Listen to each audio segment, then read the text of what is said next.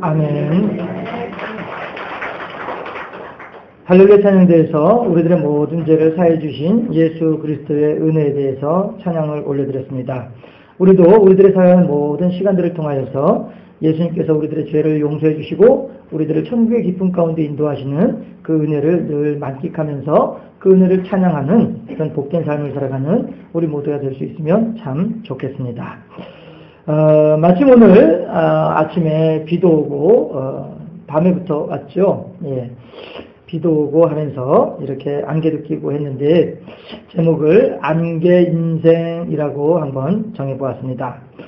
우리나라는 산이 많아서 어디를 둘러보아도 산이 있고요. 또 어디를 둘러보아도 물도 많이 있는 아주 복받은 나라가 우리나라입니다. 그렇게 하다 보니까 또 안개도 많이 끼기도 하고 그렇습니다. 그래서인지 우리나라 산수화를 보게 되면 안개를 소재로 하는 그림들이 더러 있더라고요. 그래서 제가 한번 준비해 봤는데요. 한번 화면을 통해서 보시죠. 그림 잘 그렸죠? 예, 아주 멋있는 그런 강의 그림입니다. 또 있는데? 그래요. 예, 이 그림도 있고요. 예, 다 우리나라 사람이 그린 그림이에요. 좀 천천히 좀 돌립시다. 감상을 좀 해야지. 예, 배 한 척이 아주 저렇게 있고요. 그래서 더 운치를 더해주는 그런 그림입니다. 예, 다음 그림 한번 봅시다. 예, 요건 이제 산에 이렇게 구름이 저렇게 낮게 깔려있는 그림이죠. 예, 또 하나 마지막으로. 예, 아주 장엄한 그런 모습을 보여주고 있어요. 마치 우리 입실 뒤쪽으로 있는 산의 모습이 저렇게 보이지 않을까. 예, 그런 생각도 해봤습니다. 예, 됐어요. 수고했고요. 예, 우리 동네 모습하고, 우리가 살고 있는 우리 동네 모습하고 비슷하지 않나 싶어요. 예, 저 앞에 건너편으로도, 예, 그렇게 보이기도 하고, 그림에 안개가 있음으로 인해서 더 이렇게 운치를 아주 고상한 그런 멋을 더해주고 있습니다. 그렇지만, 보기에는 좋지만, 운전하는 사람들한테는 이게 영 골치 아픈 게 아니다라고 하는 것이 또 사실이기도 합니다. 마침 오늘 아침에도 안개가 끼기도 하면서 이렇게 안개가 끼는 계절이 되기도 하는데요. 이스라엘에서도 안개라고 하는 것은 그다지 이렇게 달가운 존재는 아니었던 것 같아요. 오늘 이사야서에 있는 말씀도 그렇고요. 또 야고보서에 있는 말씀도 그렇고요. 안개에 대해서 그렇게 좋게 표현을 하고 있지는 않아요. 네. 해서 본문에서도 또 그렇게 우리 인생을 야고보서 본문에서 우리 인생을 안개에 비유하고 계시는데 과연 안개라고 하는 소재를 통해서 하나님께서 우리들에게 무슨 말씀을 하시는지 우리들 각자에게 하시는 성령의 세미한 음성을 들을 수 있는 그런 복된 시간이 될 수 있기를 바랍니다. 첫 번째로요. 안개가 달갑지 않은 이유는요. 무엇 때문이냐 하면 불확실성 때문에 그렇습니다. 앞이 잘 보이지 않는다라고 하는 것 때문에 안개는 그다지 달갑지가 않습니다. 제가 어렸을 때에 4학년 때부터 6학년 때까지 다니던 학교가 한 4km 정도를 이제 걸어서 다니는 그런 길이었었거든요. 근데 이제 그 황토길, 아스팔트 깔기 전에 그 황토길이 있고요. 이렇게 버스 지나가고 나면은 막 먼지 풀풀 일어나고 하는 그런 곳이고요. 근데 이제 우리 동네 아이들, 우리 친구들 중에서 버스 타고 다니는 친구들은 거의 없었어요. 거의 다 걸어 다녔었어요. 그래서 저도 이제 마찬가지로 이렇게 걸어서 이제 학교를 오가고 했는데, 한 4km 정도 되는 거리를 이제 다녔었는데, 거기가 그렇게 안개가 많이 껴요. 저기, 잠실 근처거든요. 석촌호수 근처거든요. 그때 이제 개발되기 전이었으니까. 그 길을 이렇게 다니다 보면 그렇게 안개가 많이 껴가지고, 정말로 지금 제가 있는 자리에서 요 성가대원 자리, 이 자리가 제대로 보이지 않을 정도로 그렇게 그 거리가 제대로 보이지 않을 정도로 그렇게 짙은 안개가 끼는 그런 때가 아주 많이 있었어요. 그러니까 이제 저희들은 늘 다니는 길이니까 이제 거기를 이제 걸어 다니는 것이 정말로 오리무중, 말 그대로 오리무중인 그런 이제 짙은 안개가 끼는 때가 있었습니다. 그렇게 이제 어렵사리 이제 학교에 가게 되면요.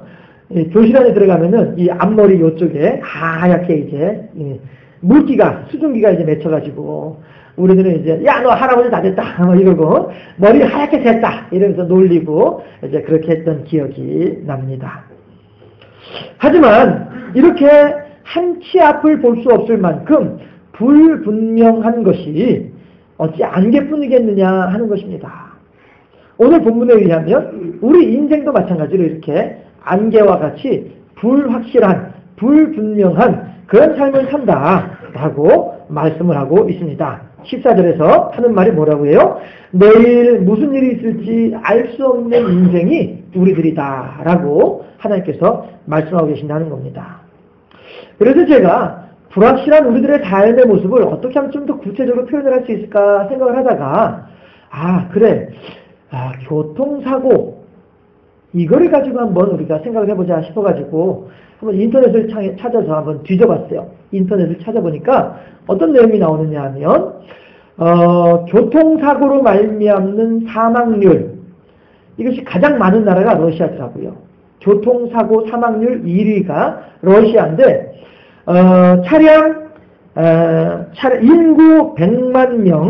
인구 100만 명당 사망자 수가 235명.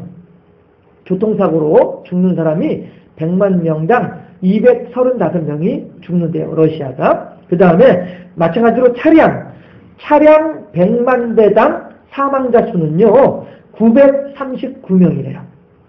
그렇게 해서 러시아가 교통사고 사망률이 가장 높은 나라 1위로 러시아가 뽑혔어요. 아무래도 좀 우리가 잘 사는 나라라고 알려져 있는 미국 같은 경우에는 8위예요, 8위. 그런데 미국에서는 교통사고로 사망하는 연령대가 가장 높은 비율이 10대 청소년들. 어렸을 때 16살 때부터인가 운전하는 거로 돼 있죠, 아마. 예. 그렇게 하다 보니까 그 어린 나이에 이제 사망하는 율이 가장 높아가지고 또 그 아이들도 술 마시면서 이제 운전하고 이렇게 하다 보니까 예, 그래서 미국이 8위가 되고요. 우리나라는 몇 위 정도 될 것 같아요? 우리나라는 교통사고 사망률이 세계 몇 위 정도 될까요? 몇 위요? 3위?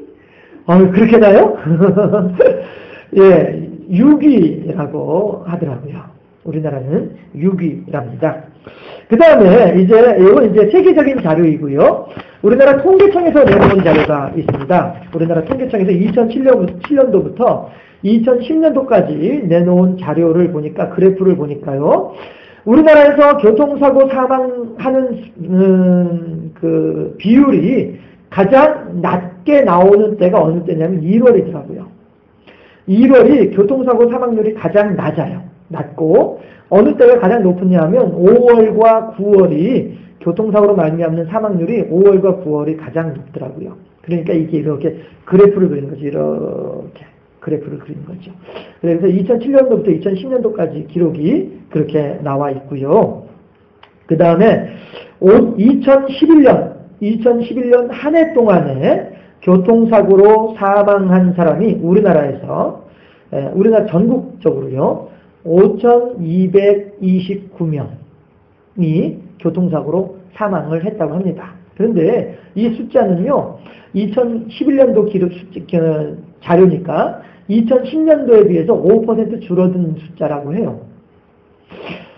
그냥 숫자로만 이야기를 하면 우리가 어떨까 싶은데요. 이렇게 한번 생각해 보십시오. 아침에 같이 밥 먹고요. 같이 안녕, 잘 갔다 와. 이러고서 나갔어요. 그랬는데 교통사고로 사망했습니다. 라고 하는 통보를 받는 거예요. 그렇게 졸지에, 그렇게 갑자기, 그렇게 사랑하는 가족을 잃어버리는 그러한 시대가 이 시대이다. 라고 하는 것입니다. 그랬을 때에 갑작스럽게 떠나가는 사람이나 그렇게 황망스럽게 보내주는 사람이나 참 어이가 없고 기가 막히기는 마찬가지가 아닐까 생각을 합니다. 이렇게 설교를 준비를 하다 보니까 복음성가가 하나 생각이 나더라고요. 내일 일은 난 몰라요. 하루하루 살아요. 사랑하는 우리 장산교회 모든 교우 여러분들이요.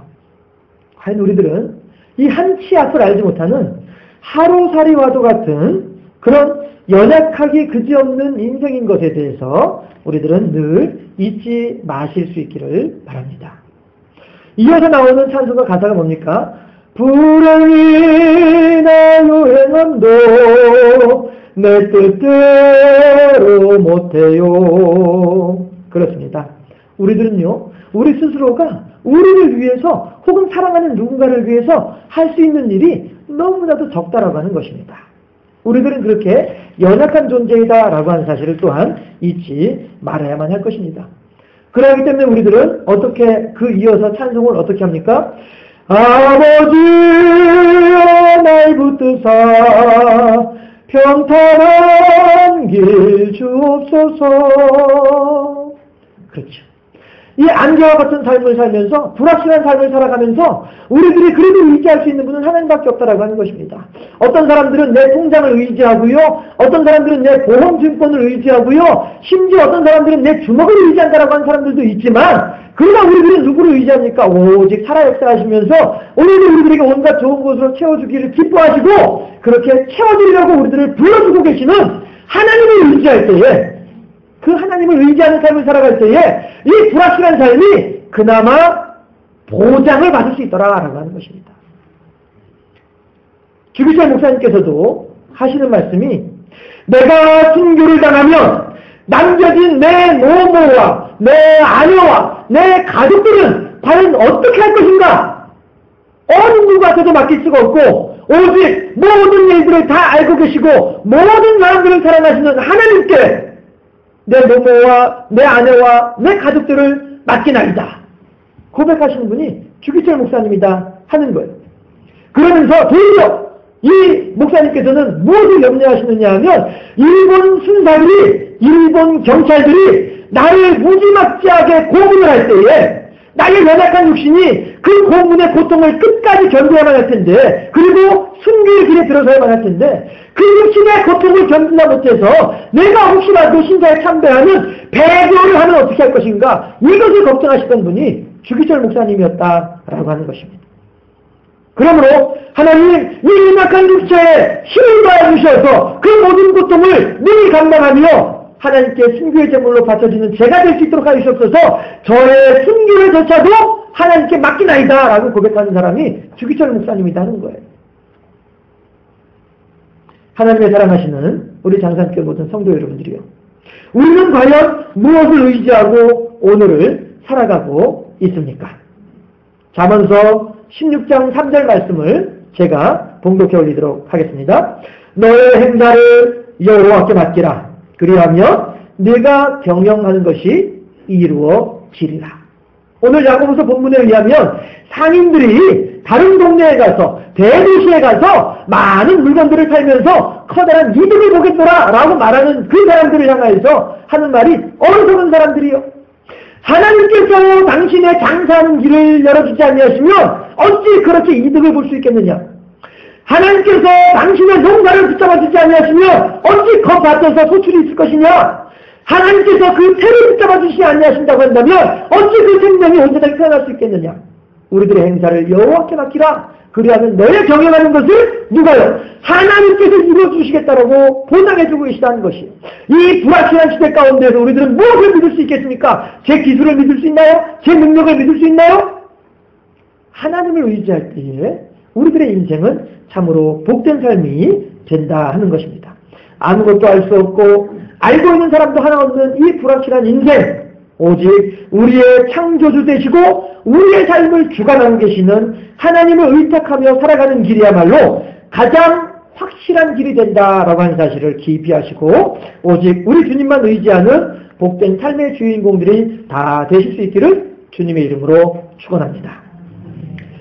두 번째로 이 안개라고 하는 것이 달갑지 않은 이유가 있는데 그것은 뭐냐 하면 계절이 변화할 때 환절기 때에 안개가 많이 생기더라 하는 것이죠. 저 어렸을 때 기억으로도 그랬던 것 같아요. 이 봄에서 여름 넘어갈 때, 그 다음에 가을에서 겨울 넘어갈 때, 이럴 때 안개가 많이 끼고 이렇게 했었던 것 같더라고요. 그렇습니다. 안개가 왜 끼는가 한번 알아봤더니요. 땅은 아직까지도 밤에 새벽에 땅은 아직까지도 낮에 받았던 그 태양빛을, 태양열을 받아서 아직까지도 땅은 그나마 온기가 있는데 공기는 금방 차가워지거든요. 그러니까 이게 차가운 공기와 따뜻한 이 땅에 만나면서 그러면서 이제 수증기가 생기는 게 그게 안개라고 하더라고요. 네. 이제 안개가 많이 끼는 계절이 되었다라고 하는 것은 다시 말해서 곧 겨울이 멀지 않았다 하는 것을 우리들은 생각할 수 있습니다. 겨울이라고 하는 것은 춥고 어렵습니다. 제가 얼마 전에도 어느 댁에 이제 신방을 가보니까 참 오래간만에 연탄 보일러를 이렇게 봤어요. 근데 그 연탄 보일러를 보면서 이제 여러분들보다 제가 이제 이렇게 뭐 옛날 얘기 이렇게 하면서 표현을 하면서 말씀을 꺼내려니까 좀 쑥스럽고 좀 죄송스럽긴 한데 이제 그냥 뭐 70년대, 80년대 초까지만 하더라도 연탄들 많이 쓰고 이렇게 했었잖아요. 예. 그래서 그 연탄 뗄 때에 그때의 그 겨울을 한번 생각을 해봤어요. 참 춥고요, 참 어려웠던 그러한 때였던 것 같습니다. 머리맡에 놔도 어떤 그 자릿기가 얼어버리는 그러한 추위가 있었어요. 여러분들도 다 이제 저보다 어르신들은 다 이제 그 더한 것들도 경험을 하셨겠죠. 그렇게 춥고 어려운 때가 겨울이었더라라고 하는 것입니다. 뭐 물걸레가 꽝꽝 얼어버리는 거야 뭐 당연한 일이고, 뭐 대접에 있는 그 물까지도 그냥 끝까지 속까지 다 얼어버린 그런 이제 추운 때, 그렇게 어려운 때, 또 배도 많이 고팠던 것 같아요. 네, 그런 겨울을 지냈습니다. 왜 추울까요? 겨울이 왜 추울까요? 우리들은 잘 느끼지 못하지만 이 지구 전체를 봤을 때에는 이 우리가 살고 있는 이 땅이 겨울이다라고 하는 것은 그만큼 태양으로부터 멀어져 있기 때문에 우리가 살고 있는 이 땅이 겨울이 된다 하는 것이죠. 여름이면은 또 가까워지기 때문에 뜨거워지는 것이고요. 겨울은 태양으로부터 멀어지기 때문에 겨울입니다. 여러분, 우리들의 삶이, 우리들의 인생이 마치 겨울과도 같이 무미건조하고 괴롭고 힘들고 어려운 그러한 상태라고 한다면 그것이야말로 인생의 겨울이요, 태양으로부터 멀어져 있는 상황, 결국 하나님으로부터 멀어져 있는 상황이 아니겠는가, 그렇게 미루어 짐작해 볼 수 있을 것 같습니다. 왜냐하면요, 우리는 본래 우리를 행복하게 해주고 우리의 삶을 기쁨으로 가득하게 해주고자 하시는 하나님과 가까이 지내야만이 행복하고 따뜻하고 안락할 수 있도록, 기쁠 수 있도록 그렇게 우리들이 창조되어져 있는데, 그 하나님을 멀리 떠나가 버리고 나니까 공급받을 데가 없으니까, 도움받을 데가 없으니까, 따뜻한 햇볕을 받아야 되는데 햇볕을 받기가 멀어지니까, 그러니까 우리들의 인생이 그렇게 무미건조해지고 그렇게 어려워지더라 하는 것입니다. 갑돌이와 갑순이는 한 마을에 살았더래요. 둘이는 서로를 뜨겁게 사랑을 했더랍니다. 그래서 둘이는 오늘도 즐거운 데이트를 했습니다. 그리고 늦은 시간이 되어져서 갑돌이가 갑순이의 집에까지 달에다 주러 왔어요. 갑순씨, 오늘 참 데이트 즐거웠습니다. 들어가십시오. 그래요, 갑돌씨, 오늘 재미있었고요. 내일 또 만나도록 해요. 안녕히 가세요. 둘이 빠이빠이 하고서 헤어졌어요. 그런데 갑순이가 문가에서 이렇게 보니까 혼자서 걸어가는 갑돌이의 뒷모습이 너무나도 쓸쓸해 보여요. 그래가지고 쫓아가요. 갑돌씨 같이 가세요. 제가 갑돌씨를 집까지 바래다 드릴게요. 그래서 갑돌이 집에 왔어요. 아유, 갑순씨 여기까지 오시느라 고생하셨는데 얼른 들어가세요. 저 이제 그만 집에 들어갈게요. 얼른 가세요. 갑돌이가 갑순이를 보냅니다. 갑순이도 예, 갑돌씨 안녕히 계세요 하고서 돌아서요. 그런데 뒤돌아서는 모습을 보니까 갑돌이가 또 어떤 생각이 드냐 하면, 가만히 있어보자. 저 옆집에 저 영철이라는 놈이 우리 갑순씨를 호시탐탐 노리는데 그 놈이 한밤중에 싹 하면 어떻게 하냐? 이게 염려가 되는 거예요. 그래가지고 갑순씨 잠깐만 기다리세요. 같이 갑시다. 그래서 그렇게 또 갑순이 집에까지 간 거예요. 그렇게 갑돌이 갑순이는 밤새도록 갑돌이 집에서 갑순이 집으로, 갑순이 집에서 갑돌이 집으로 새벽을 맞을 때까지 왔다 갔다 하다가 날이 꼬박해더라. 그러면서 내리는 결론이 뭐냐 하면, 아이고 우리 떨어져서 못 살 것 같습니다. 결혼합시다. 그래야 다시 살더래요. 그래서 갑돌이와 갑순이는 행복하게 잘 살았다라는 이야기. 예, 무슨 얘기입니까? 사랑하는 사람은 이렇게 같이 있고 싶습니다. 좋은 사람은요, 같이 있고 싶어요. 네. 그렇게 하다 보니까 그 사람과 같이 있는 것이 즐겁고 그 사람과 함께 있다는 것만으로도 감사하고 그렇습니다. 그런데 왼수가 있어요. 왼수. 왼수처럼 여기시는 왼수가 있어요. 할머니하고 할아버지가 부부지간이신데 텔레비전에 나왔어요. 그래가지고 할머니는 문제를 내시고요. 할아버지는 그걸 맞추시는 그런 순서가 있었어요. 그런데 제목이 문제가 뭐냐면은 원수였어요. 원수. 그래가지고 할머니가 당신하고 나 사이 이랬어요. 참, 네 글자 평생 원수였는데 당신하고 나 사이, 할머니가 할아버지한테 당신하고 나 사이가 어떤 사이지? 이랬더니 할아버지가 하는 얘기가 연분 이렇게 얘기했어요. 그랬더니 아니 두 글자 말고 네 글자 참 죄송해요. 제가 이건 너무 재밌게 하려고만 건강시켜 쓰다 보니까 반대로 말씀드렸어요. 할아버지가 할머니한테 문제를 냈어요. 할아버지가 할머니한테 문제를 냈어요. 자, 지금부터 잘 들으세요. 앞에 거 다 잊어버리시고. 할아버지가 할머니한테 문제를 내시는데 뭐냐면 문제어가 선생연분이었어요. 선생연분.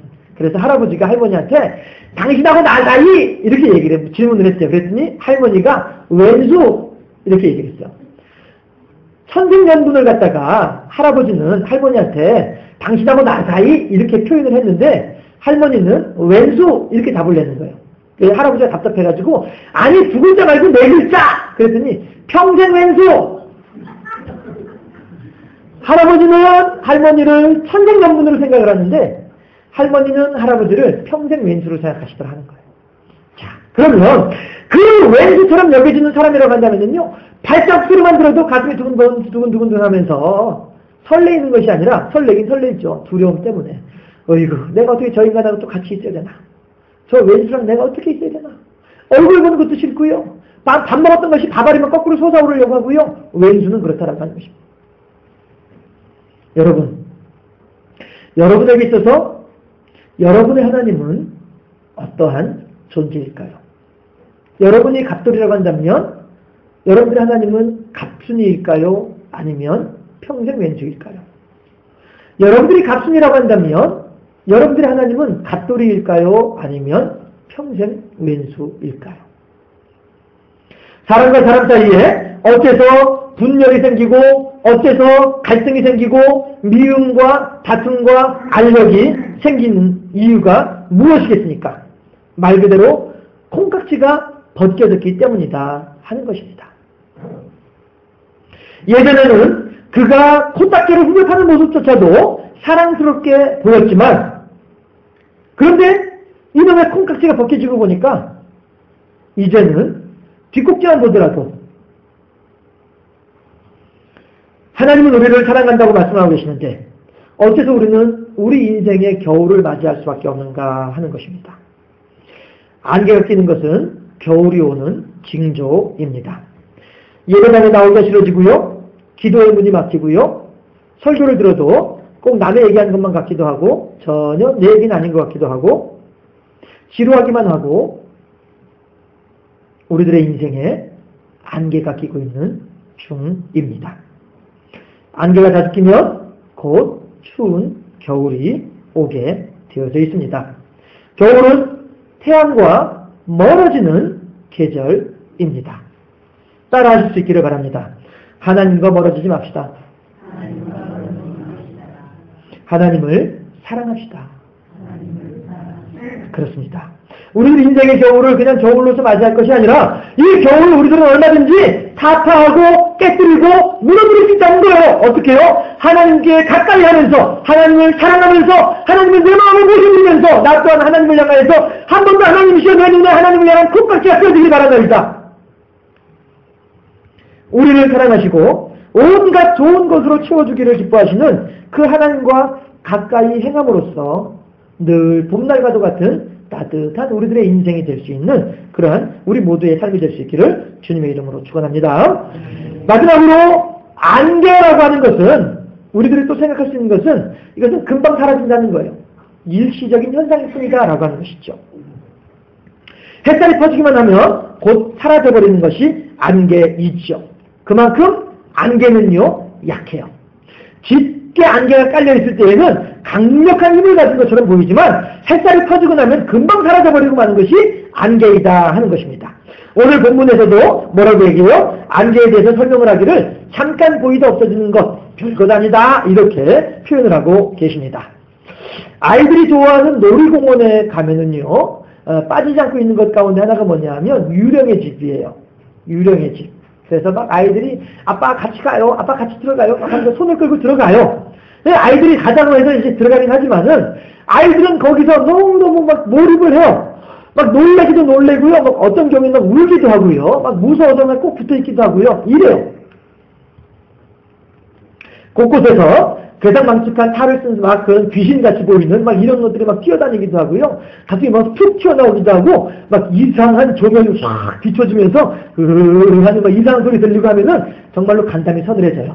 어른들조차도 한순간에 하고서 놀라는 경우들도 없지 않아 있기도 해요. 그러나 어른들은 아이들만큼 재미있진 않아요. 왜냐하면 어른들은 알고 있거든요.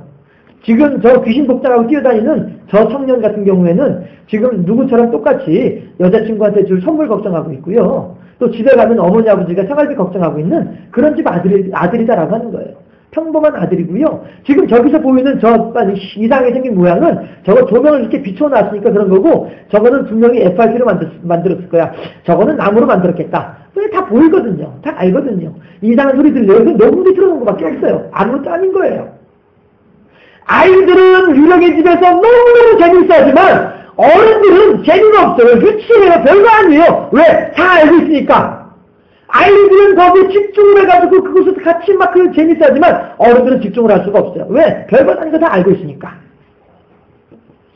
도리어 어른들은 뭐가 걱정이냐 하면 아이고 우리 아이들 이러다가 너무 놀라서 경계하는 거 아니야? 이게 도리어 더 걱정이 될 정도다라고 하는 거죠. 단지 기계장치일 뿐이고 녹음기에서 나오는 소리일 뿐이다라고 하는 것을 알고 있기 때문에 어른들은 별거다라고 하는 거예요. 만약에 우리들이 그 유령의 집이라고 하는 놀이동산 안에서 있는 우리들이고 우리 인생이 유령의 집이라고 한다면 그러면 우리들의 손을 붙잡고 있는 분은 누구일까요? 여러분, 우리 하나님은요, 우리들로 하여금 살면서 이것이 그냥 꿈이었으면 좋겠다. 그냥 한번 시간 지나고서 날이 밝으면은 눈 뜨면서 기지개한번 딱 켜면서 꿈도 참 희한한 꿈 꿨다. 그렇게 말할 수 있으면 좋겠다. 그러한 상황을, 그러한 현상을, 그러한 현장을 맞닥뜨릴 수 있는 그런 일들이 있을 수밖에 없을 거예요. 그렇지만 마치 안개라고 하는 것은 햇살이 퍼지면 사라지듯이 그렇게 나를 얼건하고 있던 모든 일들은 어느 순간에 보니까 더 이상 심각한 문제가 아니고 그 속에서 하나님의 은혜와 사랑과 능력을 우리들이 경험하게 되더라. 그때 그것이 하나님의 은혜였구나 깨닫게 되더라 라고 하는 것입니다. 이러한 고백은요 저뿐만 아니라 여러분들도 마찬가지로 다 한두 가지씩은 다 그런 고백들을 할 만한 그런 일들을 기억들을 가지고 계실 거예요. 창세기 49장 10절 말씀 한번 다 같이 펴서 한번 봉독해 보도록 하실까요? 창세기 49장 10절 말씀입니다. 우리들이 살아가고 있는 이 인생은요 결코 하나님께서 주관하시고 주장하시는 마치 어린아이들이 무서워하는 유령의 집과 같은 곳이다. 우리들에게 닥치고 있는 것은 우리들에게 만나고 있는 현상은 우리들로 하여금 어렵게 만들고 힘들게 만드는 것밖에 없다. 창세기 49장 10절 말씀입니다. 그러나 하나님께서는 우리들의 인생을 살펴주시고 돌봐주고 주관하신 그 하나님께서는 별것 아닌 것으로 다 알고 계신 분이 하나님이시다. 우리들만 그 속에서 아둥바둥하고 우리들만 그 속에서 심각해하고 있을 뿐이지 하나님은 결코 그 모든 일들 가운데 함께 하시면서 우리들을 지켜주신다. 창세기 49장 10절 말씀을 함께 합독합니다. 규가 유다를 떠나지 아니하며 통치자의 지팡이가 그 발 사이에서 떠나지 아니하기를 실로가 오시기까지 이르이니 그에게 모든 백성이 복종하리로다. 아멘. 이 말씀은 야곱이 유다 지파에게 축복의 기도를 해주는 내용입니다. 하나님의 권능이 유다 지파를 떠나지 않을 것인데 어느 때까지 떠나지 않느냐? 실로가 오시기까지. 하나님의 구원의 때가 이르기까지. 하나님의 예정하신 그 때가 이르기까지는 결코 하나님의 권능이, 하나님의 규가 유다 지파를 떠나지 아니하겠다라고 약속하고 계신 분이 하나님이다라고 하는 거예요. 그 하나님께서 또한 동일하게 오늘도 우리들의 삶을 그렇게 지켜주고 계신 줄로 믿습니다. 우리들이 맞닥뜨리고 있는 현상을 마치 유령의 집에 들어가는 어린아이가 놀라서 울음을 터뜨리는 것처럼, 그렇게 우리들 앞에 닥쳐져 있는 현상을 그렇게 심각하게 바라보고 있을는지 몰라도, 유령의 집에서 아이의 손을 붙잡고 들어간 어른들은 심각하지 않은 거예요. 왜 다 알고 있으니까. 마찬가지로 우리들의 인생을 주관하고 계시고 우리들의 손을 붙잡고 계신 하나님을 보시기에는 결코 심각한 일들이 아무것도 아니더라고 하는 것이에요. 우리만 심각할 뿐이지. 하나님은 마치 아버지가 아들이 놀랄까봐 걱정하는 것처럼, 현상을 가지고 놀라는 것이 아니라 그 아들을 걱정하는 것처럼, 하나님께서는 우리들을 힘들게 하고 우리들을 얼굴하고 있는 이 현상 때문에 하나님께서는 괴로워하시는 것이 아니라 그 현상 속에서 힘들어하고 있는 우리들 때문에 가슴 아파하신 분이 하나님이신 줄을 믿을 수 있기를 바랍니다. 아무리 안개가 짙게 있다 할지라도 어김없이 태양은 떠오르고 그 태양이 떠오르면 안개는 한순간에 사라져버리는 것처럼 우리의 인생에 끼어있는 이 모든 고통과 한숨의 안개들 마찬가지로 하나님께서 우리와 늘 함께 계심으로 하나님의 합당한 때가 되어지게 되면 어느 순간에 다 사라져버리고 말게 될 것이다라고 하는 것입니다. 우리들은 그런 경험들을 다 가지고 있잖아요. 그런데 그 힘든 일들이 아직까지도 지속되고 있다고 한다면 내가 어떻게 견뎌냈겠느냐 하는 거예요. 그러나 어느 순간에 보니까 하나님께서 다 해결해 놓으셨더라고. 참 하나님 감사하지. 그런 경험들, 그런 기억들 우리들은 다 가지고 있잖아요. 한순간에 어려움일 뿐이지 결코 오래 가지 않습니다. 우리 하나님께서 한 번만 노를 바라시면 순식간에 다 사라져버릴 그러한 것들이다라고 하는 것입니다. 이제 우리는 더욱 담대하고 당당하게 고난에 맞서고 예수 그리스도의 능력을 덧입어서 환난에 대해서 끊이지 물러가게 하며, 이것이 오늘 오후에 우리가 함께 생각해보게 될 하나님의 통치권이다라고 하는 거예요. 우리들을 힘들게 하는 그 모든 요인들을 향해서 우리들은 예수 이름으로 물러가라고 선포할 수 있습니다. 선포할 때 그들은 물러가게 되어 있는 것입니다. 왜? 하나님께서 우리들에게 그런 힘을, 그런 능력을 주셨기 때문에 예수 그리스도의 능력을 덧입어서 환난을 꾸짖어 물러가게 하며 하나님의 약속하신 그날, 그 시간을 담대하게 기다림으로써 주님의 이름으로 승리하는 능력의 삶을 살아가는 우리 모두가 될 수 있기를 주님의 이름으로 축원합니다. 기도하겠습니다. 좋으신 아버지 하나님, 우리들은 안개와도 같은 인생을 살아가고 있음을 고백합니다. 그러나 그 안개와 같은 인생 중에도 우리들은 하나님만을 의지하고 하나님만을 붙잡을 수 있도록 우리들에게 지혜를 더하여 주시니 감사합니다. 또한 그 안개와도 같은 그런 인생임에도 불구하고 하나님께 가까이 하고 하나님과 사랑하는 관계로 세워지게 될 때에 그 안개는 더 이상 우리들을 어렵게 만들고 힘들게 만드는 요소가 아니라 도리어 하나님께로 더 빨리 나아가는 그러한 선한 역할을 하게 될 줄로 믿사오니, 하나님이시여 날마다 하나님과 가까이 하며 날마다 하나님을 뜨겁게 사랑하는 삶을 살아가는 우리 모두가 될 수 있도록 인도해 주시며, 하나님의 권능으로 우리들의 삶을 얽어매고 있는 모든 안개와도 같은 요소들을 하나님의 허락하시는 능력으로 물리치고 깨뜨리고 파쇄하며 하나님의 이름으로 승리하는 삶을 살아가는 복된 우리 모두가 될 수 있도록 인도하여 주시옵소서. 감사하고 예수 그리스도 이름으로 기도드리옵나이다. 아멘.